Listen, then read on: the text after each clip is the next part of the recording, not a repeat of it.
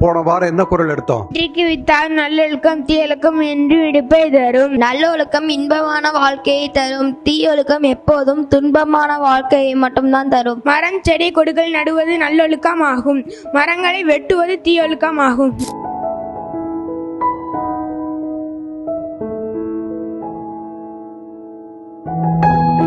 நல்லாக படிக்கும் முறைகள் யாவை அப்படின்னா என்னென்ன சொல்லுவீங்க? படிக்கணும், நல்லா படிக்கணும், கவனமா படிக்கணும், படிச்சதை சிந்திக்கணும், அப்புறம் என்ன செய்யணும்?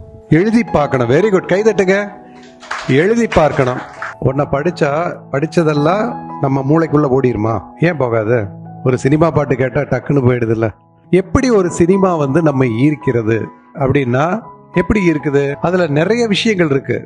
யாராவது ஒருத்தர் இப்படியே நின்றுகிட்டு, மாணவர்களே நீங்கள் நல்லவர்களாக ஆக வேண்டும், பின்னாளில் ஒழுக்க சீலர்களாக இருக்க வேண்டும், நன்றாக படிக்க வேண்டும்னா நமக்கு என்ன ஆயிரும்? கொஞ்ச நேரத்துல தூங்கிடுவோமா இல்லையா?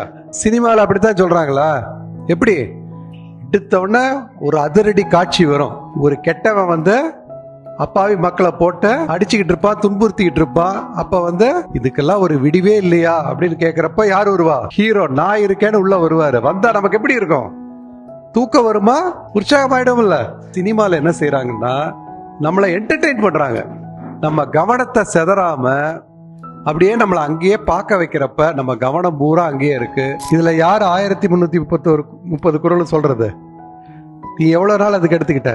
ஒரு வருஷம் எடுத்துக்கிட்ட. உட்காந்து மாங்குன்னு படிச்சு மனப்பாடம் பண்ணி சொல்லி பார்த்து இல்லையா? எல்லாம் வந்துருச்சு. அது மாதிரி ஃபர்ஸ்ட் நம்ம நல்லா படிக்கணும்னா என்ன செய்யணும்? வாத்தியார் சொல்லி தரதையே கவனிக்கணும். நல்லா உத்து கவனிச்சோம்னா அங்கேயே நிறைய வந்துடும். அதுக்கப்புறம் போய் நம்ம பாடத்தை என்ன செய்யணும்? வீட்டில் உட்காந்து படிக்கணும். படிக்கிறப்ப எப்படி படிக்கணும்னா, படிச்சுக்கிட்டே டிவியில பாட்டு கேக்குது இல்ல டிவி பார்த்துக்கிட்டே படிச்சா ஏறுமா? படிக்கிறதுக்குன்னு தனியா ஒரு இடம் வச்சுக்கணும்.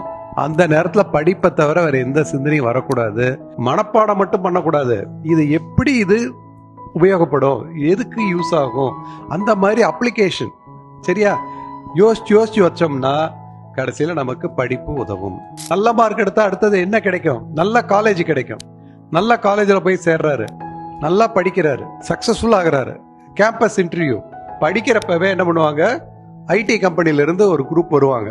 ஒரு 4 பேர் உட்காந்து அங்க இருக்கிற ஸ்டூடெண்ட்ஸ் எல்லாத்தையும் இன்டர்வியூ பண்ணுவாங்க. இந்த மாதிரி ஒரு சிச்சுவேஷன். உங்க கம்ப்யூட்டர் நாலேஜை வச்சு இதை சால்வ் பண்ணுங்க அப்படின்னா நல்ல மார்க் எடுத்தவரும் சால்வ் பண்ணிடுவாரா மாட்டாரா?